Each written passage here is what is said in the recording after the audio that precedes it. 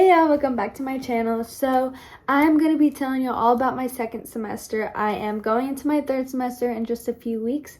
So I want to tell y'all like maybe tips that have helped me, or maybe even things that I changed in my second semester that I didn't do in my first semester that helped me out. But I don't know, hopefully it'll help you out. Things that you didn't do in your first semester that maybe you're going into your second semester. So let's get started. So my first thing is, you probably learned this in your first semester. I know this is when I learned it.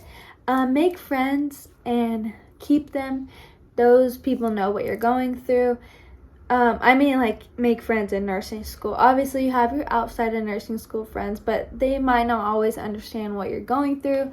Maybe they don't understand why you're not hanging out with them as much. It's a lot of work, and thank God for those friends outside of nursing school that do understand that this is a lot of work. And I've lost friends that I had before nursing school that they just don't understand. This is like a full-time job. You're not as available as you always were. And I do still have a couple friends that have stuck around, and they've seen me go through the struggle, and be thankful for them that they understand and they are willing to accept your new life, because it is a big difference from being in just regular college, like your basic courses, versus nursing school. It is a big jump, but I guess you really do learn who your true friends are. With your nursing school friends, they know the struggles, they know the amount of time you have to put into studying. Keep those friends, because you're no longer in competition. Like, these people are going to be with you till the end, and make study groups. I think I said this in my first video.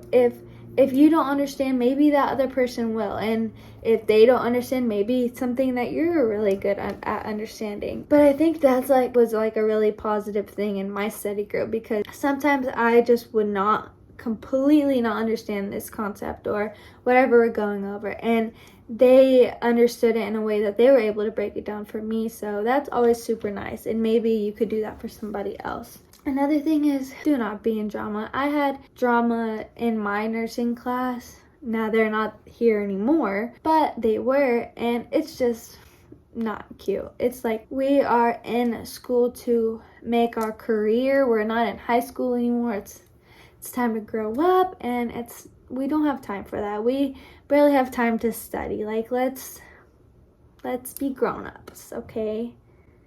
Anyways, next subject. Use other resources, like maybe if your study material or your lecture material is not as detailed as you would like it to be, or not as detailed as you need it to be to fully understand a concept. Now, my first semester, I did not do this, and I think this is probably why I struggled a little bit more than I am now. I would literally only study my lecture material. I would never go into books. I would never go into maybe YouTube or anything else. I would literally only study lecture material. Literally, my knowledge would only be what was in the PowerPoints. And that was so bad, because I wouldn't really have a good understanding over a concept. And this semester, I was like, okay, let's try YouTube. I'm a visual learner, so let's watch videos, let's see pictures. And that helped me so much. My grades have improved so much. And if you're a visual learner, that might help you, maybe if that's not something that you're already doing, over a concept. So if you're studying COPD, I know that this semester I found really, really good videos over COPD or emphysema or bronchitis. And you just look that up, and they'll have crash courses over this, or they'll have pictures, they'll have videos, and I'm like, oh my god, that makes so much sense. And then you take notes over that videos, and then after, I would literally combine the notes that I had from my lecture material and then from my YouTube, and I would get a base knowledge. I would know my signs and symptoms. I would know my risk factors, the complications, treatments. I would know mainly those 4 things. And then once I fully understood that and I knew what it would look like, how to treat it, then I would go off of that and then maybe go a little more into depth about it.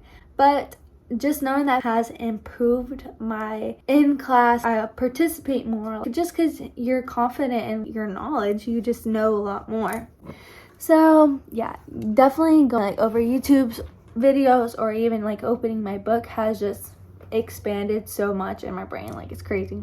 Build a relationship with your professor. If you're struggling, maybe go to office hours, or maybe email with them, or like I said, use your study group. Really, you can use that as an advantage. Organize your notes. So if you take sloppy notes during class, maybe go after class and type out your notes, or write it out a little nicer, or add photos. Use my iPad for notes, and I will write out notes in class over my PowerPoint. So I'll upload my PowerPoints to this app called Notability, and if the professor says, oh, y'all definitely need to know this, I have it highlighted, or I'll write out stuff that's hopeful, and then I'll go after class and then I'll kind of make a study review. So I'll add photos, I'll add highlighting, writing, just stuff that'll help me remember.